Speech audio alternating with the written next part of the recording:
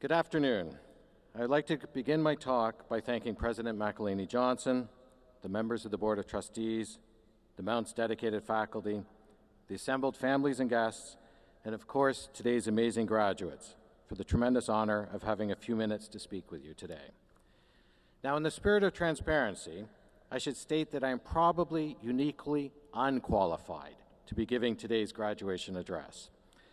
The reason's not that I'm a Canadian, although I'd like to apologize in advance for my terrible accent, or that I'm a new member of the Mount community, having just moved here to LA from Nova Scotia a year and a half ago. But it's because I actually never attended any of my graduation ceremonies, including high school or when I completed my undergraduate, master's, or doctoral degrees. Now, this is not to say I've never attended a university graduation, as I attended over 30 while I served as a professor, dean, and academic vice president in Canada. And last year I had the pleasure of attending both the Mount's undergraduate and graduate ceremonies. But to be honest, and to the great disappointment of my parents, I have never sat where you sat today. Now, if not attending any of my graduation ceremonies was not bad enough, I should feel how I also disappointed my parents in another way. Now, I'm the first person on either side of my family tree to have ever attended university. My parents immigrated to Canada in the 1960s from England, when my dad was transferred by the chemical company he worked for. In the United Kingdom in the 1950s and 1960s, it was very rare for working-class kids to attend university. And before my parents' generation, my family tree consists of branches populated by Welsh coal miners, Irish sailors, and English factory workers. My parents' decision to leave their families and move across the Atlantic ultimately provided me and my brother with opportunities that had been denied my parents, grandparents, and all the generations before them. Now, not having any family members who had attended university, the entire post-secondary world was literally uncharted territory for me and my family. So when I was finishing high school and advised by my guidance counselor to go to university in order to become an engineer due to my high grades in math and science, my parents were encouraging. University, they believed, was a path to a good, respectable, well-paying job and a solid middle-class life. Armed with an entrance scholarship and money I'd saved by working during the summers, I set off to become a chemical engineer, whatever that was. Now, here's where the story, at least from my parents' point of view, goes cloudy or even worse. The truth is that I did fine in my engineering, math, and science courses that first year, but I found them boring. And the only class that I attended with any regularity or enthusiasm was my mandatory liberal arts elective, an introductory history class that I took in my freshman year. By the December break of my first year, I transferred my major from engineering to history and was secretly set to embark on an exciting new path, albeit a path that led to an unknown destination. Miraculously, I successfully completed all of my courses that first year, but somehow, quote, forgot to tell my parents about the change in my educational and career plans. I returned home one evening the next summer after working a shift at the auto parts factory where I was employed to find my parents sitting at the dining room table. The report card from my freshman year had arrived in the mail, and they had some questions. My grades were fine, but they couldn't understand the schedule for my sophomore year that was listed at the bottom of my student records. I was scheduled to take courses in American history, Canadian history, modern Chinese history, art history, and archaeology. And none of this sounded anything like an engineering program that they could imagine, or a pathway to a career with a reliable paycheck each week. Well, here it was, and that evening I had to break the news to my parents that I'd switched majors. I was now pursuing a dreaded Bachelor of Arts degree in history. The reaction, although not nuclear, was not far off. I was throwing away my life and the opportunities that a university education could provide. Needless to say, we didn't talk much over the next few years as I took courses in Japanese and Chinese language, Buddhism, Taoism, and other more obscure Chinese religions and philosophies, Asian geography and politics, medieval theology, and even other more esoteric topics.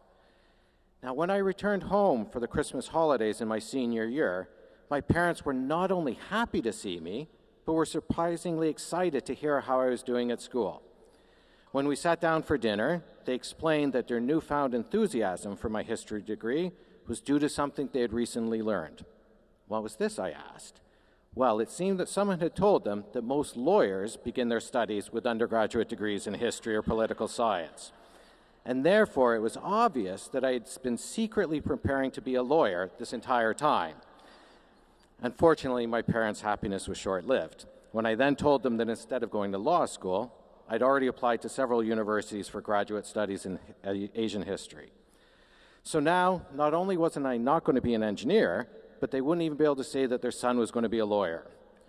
Now, in the spring of 1989, I was accepted to begin my graduate studies in modern Chinese history, literally at the same time and half a world away from 1 million university students and workers who were occupying Tiananmen Square in Beijing, demanding that the communist government listen to their proposals for political and structural reforms. After moving to Toronto, I spent the next several years taking advanced courses in Chinese and Japanese language, spent a year living in China conducting fieldwork, and eventually got around to writing my doctoral dissertation. The reason why I'm telling you this is because I think that universities should be places that inspire you to follow your dreams. I was lucky enough to get a tenured university position and found myself becoming a dean of graduate studies, then dean of a university's faculty of arts, and then a vice president for academic affairs and provost, a position for which I have been fortunate to serve at the Mount for the past 2 years. However, despite being employed for more than a quarter of a century, I honestly think my parents don't think I have a real job yet. For them, and many like them, a university is where you go to get training and credentials. In short, a pathway to an easily identifiable career. Many of you who are graduating today have followed such a path, thankfully, in the minds of your parents and families. But a university education is also much more than this. It's a window to a wider world, a place to explore new interests, to gain an appreciation of the many religions, cultures, languages, and traditions that make up this amazing planet we inhabit. In preparing for today's address, I read dozens of graduation talks by famous politicians, artists, business leaders, and celebrities. All of them said that the keys to giving a successful graduation address are 1, be concise, 2, be funny, and 3, don't talk about the future.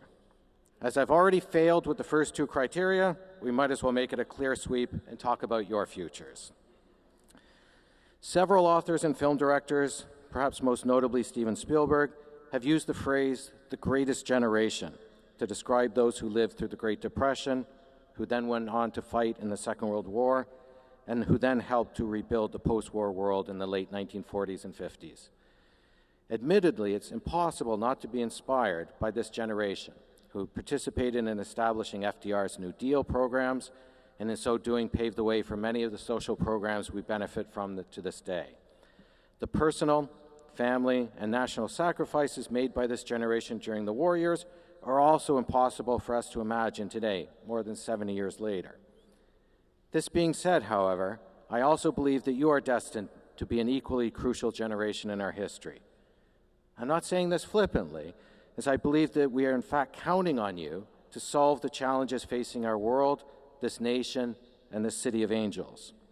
Challenges such as global warming and climate change, racism and gender disparities in society and the workplace, the plight of the homeless, which is impossible to ignore in this great city of ours, and the disparities of wealth that divide not only the citizens of this nation, but also divide the developed from the developing world. Whether the degree that is being awarded to you today is a Master of Business Administration or a Master's in Religious Studies, Humanities, Film and Television, Creative Writing, Education, Psychology, Health Policy and Management, or Nursing, the skills and knowledge you have collectively mastered must collectively be harnessed if we, or you, are to solve any of these problems. While today is a day to be celebrating the accomplishments with your family, friends, and faculty members, mentors, I would also like to pose a challenge. Simply put, the world needs you to be engaged in issues that may at first appear to be too distant or too daunting. While wars, conflict will no doubt continue to plague the world, the battles I'm asking you to take up are for people's hearts and minds. The issues facing us are intimidating, but must not be viewed as impossible to solve or beyond our grasp. I realize that what I'm asking of you is not fair, and it's like having your parents ask you to clean up your sister's or brother's room when they've split and gone to Coachella for the week. Now, you didn't make the mess, but I implore you to help us clean it up. In short, I guess that I'm asking you all to live lives of purpose and meaningfulness. The Mount's graduating class of 2018, you are here today celebrating your individual efforts as well as an education that has prepared you for both a career and an exciting future.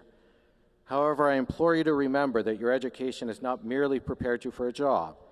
It was also an education that strove to improve your spirit, your appreciation of new cultures. It opened you to the world and hopefully made you eager to continue to pursue new knowledge and be engaged in your world, perhaps through further studies, but also through traveling, volunteering, and helping your fellow man. Lastly, I want to remind you that no matter what people might say about you today or in the future, you're already a far better daughter or son than this guy up here in the red robe because you've actually attended your own graduation. Now, I hope that you all have an amazing day and a great time celebrating with your family and friends tonight.